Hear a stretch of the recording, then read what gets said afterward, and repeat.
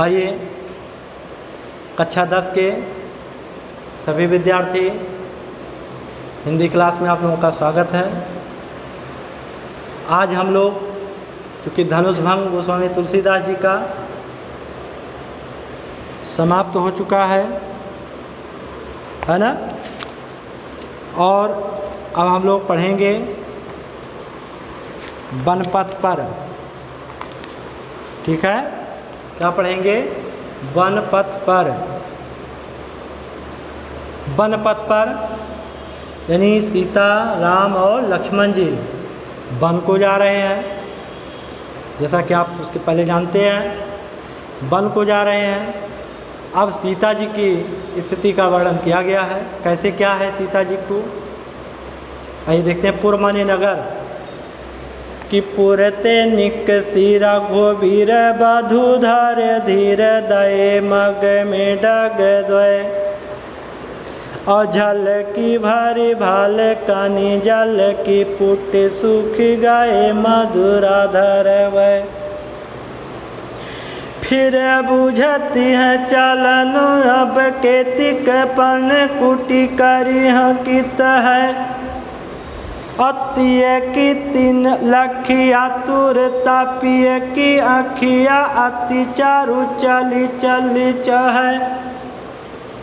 देखिए, अब हम लोग वन पथ पर पढ़ रहे हैं, तो इसमें सीता जी की मनोदशा के बारे में किस तरह से गोस्वामी तुलसीदास जी लिखते हैं कि पुरते निकसी रघुबीर बधु धर धीर दये मग में डग द्वय। गोस्वामी तुलसीदास जी कहते हैं कि सीता जी नगर से निकलते ही, पुरते माने नगर से निकलते ही श्री राम की पत्नी सीता जी रास्ते में 2 कदम रखी ही थी। रास्ते में 2 कदम रखी ही थी कि झल की भरी भाल कनि जल की, कि उनके मस्तक पर, भाल माने मस्तक, कि उनके मस्तक पर पसीने की बूंदें दिखाई देने लगी। अपुट सूखी गए मधुरा धार वै, उनके कोमल होठ के पुट सूख गए, यानी जो होठ रसीले थे वो होठ क्या हो गए? सूख गए। फिर बुझती है चलनो अब केतिक पन कुटी करी कित है।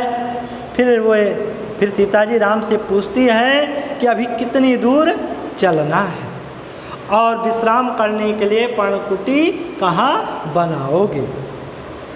तिय की लखिया तुरता पिय की अखिया अति चारु चली चल चह। तब तिय माने स्त्री माने सीता जी की आतुरता को देख करके, पिय माने श्री राम की आँखों में क्या हो जाते हैं? आंसू आ जाते हैं।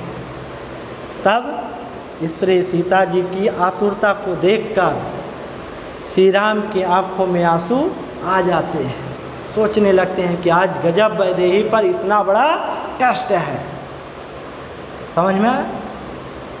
अगला देखिए कि जल को गए लखन लरिका परिखों पी अच्छा घरी कहवे ठाढ़े, अपोछे पसेऊ बयारी करो अरुपाय पखरी हो भूभूरी ठाढ़े। तुलसी रघुवीर प्रिया अस्त्र में जानी के बैठी विलम्ब लो कंटक काढ़े, और जाने की नाह को नेह लखों पुल को तनिवारे विलोचन बाढ़े। देखिए यहाँ पर सीता जी की व्याकुलता किस तरह से जो है, अब यहाँ पर श्री रामचंद्र जी किस तरह से जो है दुखी हो रहे हैं, और सीता जी की स्थिति बारे में देख लीजिए कि जल को गए लखन लरिका परिखों पिए छह घरी कह ठाढ़े। सीता जी श्री राम से कहती है कि बालक लक्ष्मण जल लेने के लिए गए हुए हैं, तो कहीं छाया देखकर घड़ी भर थोड़ा समय उनका इंतजार कर लिया जाए। परीखो माने इंतजार, यानी उनका इंतजार कर लिया जाए। अब पोछे पसेऊ बयारी करो और उपाय पखरी हो भूभूरी ठाड़े। जल लेकर आने पर क्या कह रही हैं कि मैं आपके पसीने को पोंछ दूंगी और अपने आंचल से भी पंखा कर दूंगी। और उपाय पखरी हो भूभूरी ठाड़े, और जल लाने पर गर्म रेत से जले हुए आपके पैर को धुल दूंगी। गर्म रेत, भूभुर माने रेत या बालू से जले हुए पैर को धुल दूंगी। अब तुलसी प्रिया अस्त्रम जानी के बैठी विलम्ब लो कंटक काढ़े। तब तुलसीदास जी कहते हैं कि श्री राम अपनी प्रिया यानी सीता को थका जान करके, अस्त्र माने थका जान करके बैठ जाते हैं और बड़ी देर तक अपने पैर के कांटे निकालने लगते हैं, एक बहाना बना लेते हैं। और जान की नाह कोने हैं लखों पुल को तनि बार विलोचन बाढ़े।